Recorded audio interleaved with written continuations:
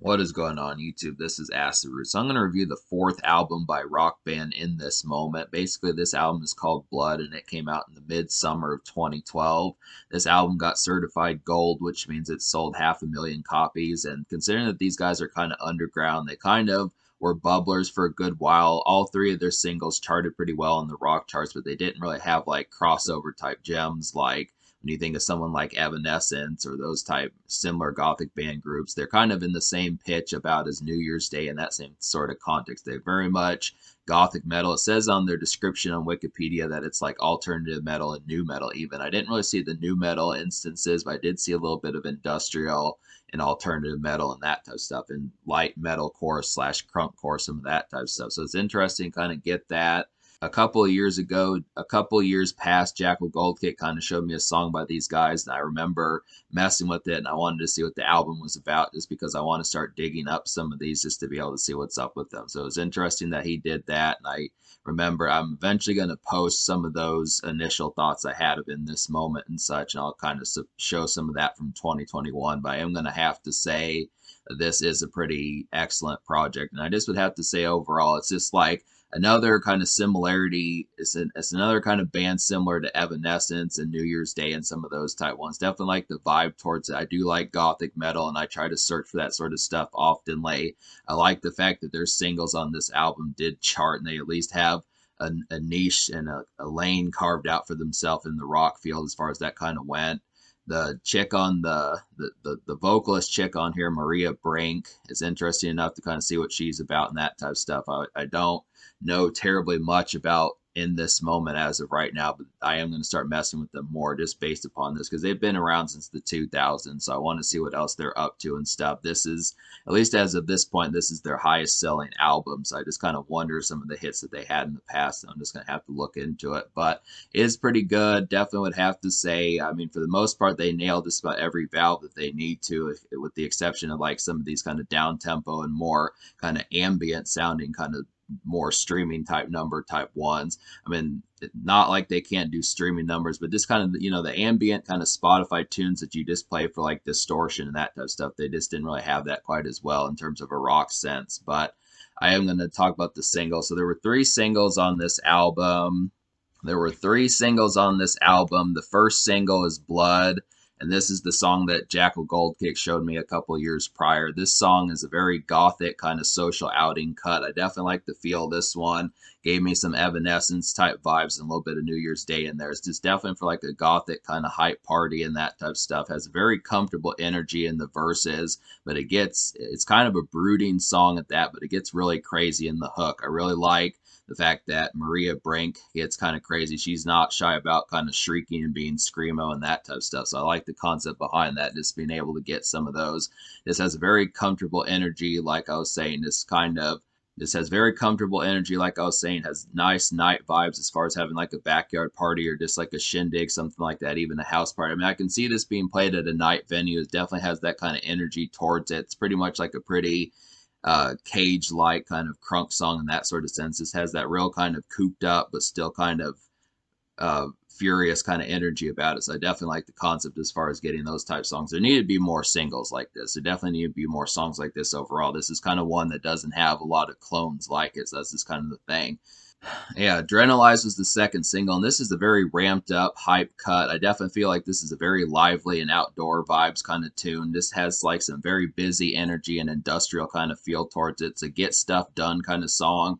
I feel like this is a song you can play in the car when you're just speeding around, got stuff to do, getting some food, getting some Taco Bell, that type stuff, getting some drinks, picking up beer, some of those type moments, just getting things done, getting stamps, just some of those type moments as far as it kind of goes. It just has like a kind of industrial kind of feel towards it. This one's a lot more, or I feel like Blood was kind of more of like almost like I guess it would be kind of new metal, kind of crunk core, metal core type energy towards it. This the sort of stuff that Evanescence, New Year's Day, some of those type folks would do. But I feel like Adrenalize has more of like an orgy and like Power Man 5000 type feel towards it, something like that, where those kind of more industrial, kind of outdoor ousting kind of things kind of happen. I feel like Blood is definitely more of like a backyard and house party kind of vibe, but I feel like this one's a little bit more where it's kind of more maybe at a venue that's just outdoors or something like that. Just both of these are pretty lively singles, I would definitely have to say.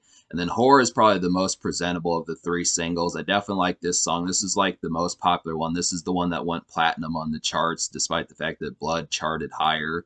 I would have to say that Horror is kind of like a dusky, kind of peppy commercial kind of song. I definitely like the pep in this song, but it just has that kind of autumn and dusky kind of feel towards it, especially in the first verse. Song has some really good energy. The second verse gets kind of crazier where the riffs pick up a lot more, and it just kind of it still has that dusky and distorted kind of feel towards it, but it's just a little bit edgier.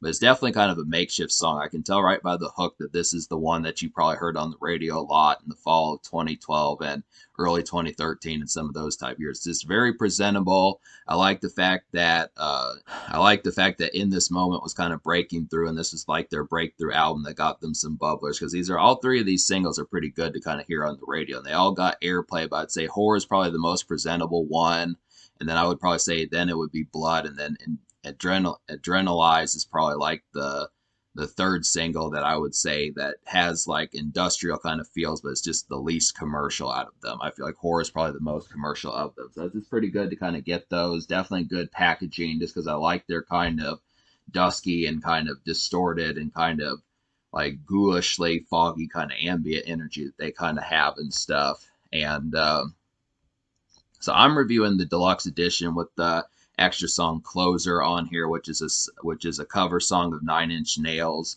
So there's actually 13 songs. If you scratch two of the skits or the interludes on here that are less than a minute, there's actually 13 songs out of 15. So I'm gonna go ahead and list the 9 songs out of 13 I recommend. So those 9 songs would be Blood. The 9 songs would be Blood, Adrenalize, Whore, Rise with Me, You're Gonna Listen, Closer, Comanche, Beast Within, and From the Ashes. So to talk about some of these, I really feel like the thing about Closer is it's on like the special edition version of this album, Blood. So I would definitely recommend getting like the special edition disc 4. I mean, there's only one additional bonus song in addition to the special edition DVD, but I would get the bonus just because the song Closer, that's a cover of Nine Inch Nails' song from their Downward Spiral album. I would definitely have to say it's an excellent cover song. This is just a Nine Inch Nails cover that has more electronic and rave type feels towards it. They really, like Maria Brink really turns it into like a nice kind of bubbler on here, and it just has like that rave kind of feel. It's a nice cage song if you're going to a rave and that type of stuff, and you see all that carnivorous kind of energy and quick paced dance kind of energy. It's just,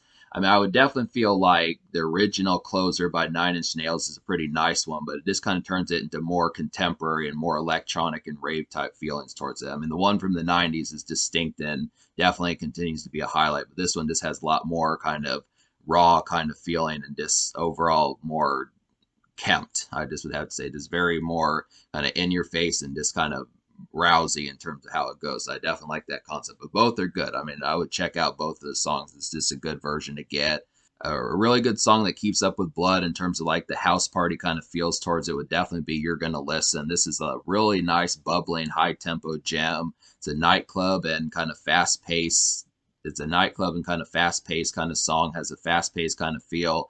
Definitely like the Screamo hook on here. The hook really kicks ass. I just would have to say this is just an overall nice one. I feel like some of these, they definitely needed more songs like Blood and You're Gonna Listen. I feel like You're Gonna Listen is just an overall nice one. I would definitely not mind going out to like a dance club and hearing this song. That would definitely be kind of the thing to kind of get that as far as that kind of goes. Just an excellent kind of Matrix-like sounding song that just had a lot of great energy. I feel like Closer, You're Gonna Listen, and Blood are all some good ones for that. The intro, the first song you hear on here, Rise With Me, is a very nice distorted kind of song. This one doesn't have much. It's not really a song as much as it is kind of an interlude, kind of mid song, something like that. But it has very murky and mild electronic kind of feels towards it. Definitely very distorted. This has like a nice blurry kind of introductions type feel towards it. I mean, really, Maria Brink just kind of like howls throughout the song as far as that kind of goes. It's just kind of like a real distorted one. Perfect little Spotify song to kind of hear and just kind of have as far as people just kind of feeling that it's kind of a ghoulish kind of after effect as far as that kind of goes. Just a nice one. Kind of electronic, I'm going to add if I didn't say that. Comanche is a really nice rave type song. This one's kind of another one that has like some rock energy. It's not quite electronic as much, but it just has like a real quick pace towards it. It's just a good rave type boiler. It's a nice dance cut, but it's also mosh ready. So I definitely like the kind of quick and just bone crushing kind of energy of that one. Just a really good one. I feel like Beast Within is kind of another makeshift kind of tune, very similar to Horror, but just a little bit more presentable, I would have to say. This one's just a nice standard rock gem, very makeshift, and this has very much a makeshift sound, and it's just midday commute. It's just one for when you're not getting ready to step out, or just maybe you're just got done with work, you're just hopping in the car, that type of stuff. You just need something to play and just get through that malaise, feel the wind in your hair, that type of stuff. Just good midday commute. I do kind of like the fact that they were trying to do some of these. And then From the Ashes is another nice one. This is another one that's kind of midday commute, but this one's just kind of more in a power ballad type feel. It's definitely more anthem like. I feel like this is kind of one that would feel like a stadium song, kind of with more people around, more so than just like a local or just kind of low term kind of feel towards it. But it's definitely more anthem like, and it's radio ready, has a ghoulish feel towards it. It's just kind of a ghoulish kind of power ballad, and I do like the concept of that, the fact that they were trying to do that, so that's pretty good. Yeah, I think that about takes care of it. That's the 9 songs that I recommend out of 13 on here. So that's basically a lot of the project. That's about 3/4 of the project. To talk about the 4 songs I didn't enjoy though, which would just be 1111, The Blood Legion, Burn, and Scarlet. The thing about the Blood Legion, 1111, and Scarlet, they're all kind of more like down tempo and distorted kind of streaming type songs that just kind of have like an energy that just kind of is off putting. Like I did like somewhat of the Blood Legion, but I wish it would have kind of been more in a song format. They just have 2 quick verses that are very kind of more kind of sluggish and trance like, but then it switches at the end of the song to like a more up tempo kind of rock type feel. And I just didn't like the blend of that.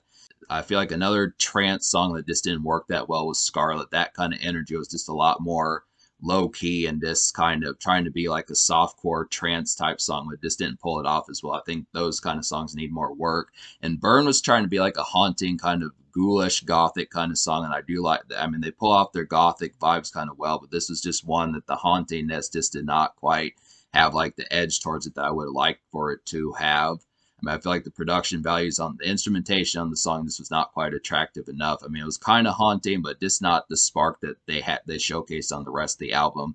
I feel like, Evanescence is pretty good about getting those kind of haunting riffs or just that overall ghoulishness, but I don't know why that particular more slower song just did not have more of a spark to it. It's just kind of the thing.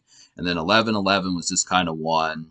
And then 1111 was just kind of a strange arrangement of a song. I didn't really like the makeup of how that song kind of turned out. Just really wasn't liking the production values of that song and how that one turned out. It just was kind of trying to be like gospel ghoulish, but it just didn't quite pull it off quite as well. So I just kind of feel like that's just kind of the thing. But me liking 9 songs out of 13, I'm going to give this album a solid 9 out of 10. I think it's that good. There's definitely some excellent vibes on here. It's a compact album that has these rave type numbers on here, has some good energy, good singles that have their vibes towards an industrial single, a commercial kind of makeshift single, and then kind of like a house party, real riveting kind of nightclub energy type singles. I definitely feel like all 3 of those kind of have their vibes towards it.